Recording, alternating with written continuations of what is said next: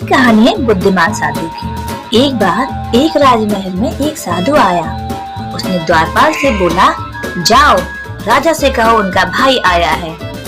द्वारपाल ने समझा शायद ये कोई दूर के रिश्ते में राजा का भाई होगा जो सन्यासी और साधुओं की तरह लग रहा है। सूचना मिलने पर राजा मुस्कुराया और साधु को भीतर लाने के लिए बोला और उन्होंने उसे अपने पास बिठा लिया। साधु ने कहा, कहो अनुज, तुम्हारे क्या हाल चाल हैं? मैं ठीक हूँ, आप कैसे हो भैया? राजा ने बोला। साधु ने कहा, जिस महल में वह रहता है वह पुराना और जर्जर हो गया है, कभी भी टूटकर गिर सकता है। मेरे 32 नौकर थे, वो भी एक एक करते चले गए। 5 रानियां वृद्ध हो गईं, अब उनसे कोई काम नहीं होता। यह सुनकर राजा ने साधु को 10 सोने के सिक्के देने का आदेश दिया। साधु ने 10 सोने के सिक्के कम बताए।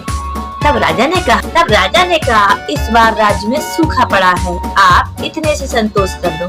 साधु बोला, मेरे साथ 7 समंदर पार चलो, वहाँ सोने की खदान है। मेरे पैर पड़ते ही समुद्र सूख जाएगा। मेरे पैरों की शक्ति तो आप देख ही चुके हैं। अब राजा ने साधु को 10 सोने के सिक्के दे दिए। साधु के जाने के बाद मंत्रियों ने आश्चर्य से पूछा, क्षमा कीजिए महाराज, लेकिन जहाँ तक हम जानते हैं आपका कोई बड़ा भाई नहीं है, फिर आपने इस ठग को इतना इनाम क्यों दिया? तब राजा ने समझाया, देखो भाई, भाग के 2 पहलू होते हैं, एक राजा और रंग। इसी नाते उसने मुझे भाई कहा। जर्जर महल से उसका आशय मेरे बूढ़े शरीर से था। 32 नौकर उसके दांत थे, 5 वृद्ध रानियां, वो है 5 इंद्रियां।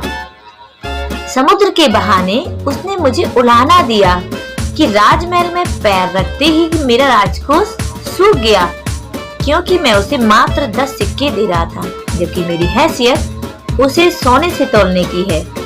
इसलिए उसकी बुद्धिमानी से मैंने प्रसन्न होकर उसे 100 सिक्के दे दिए। कल से मैं उसे अपना सलाहकार नियुक्त करूंगा। बच्चों, इस कहानी से हमें यह सीख मिलती है, किसी व्यक्ति के बाहरी रंग रूप से उसकी बुद्धिमत्ता का अंदाजा नहीं लगाया जा सकता। इसीलिए हम सिर्फ इसलिए कि किसी खराब कपड़े पहने हैं या देखने में अच्छा नहीं है, उसके बारे में गलत विचार नहीं करने चाहिए।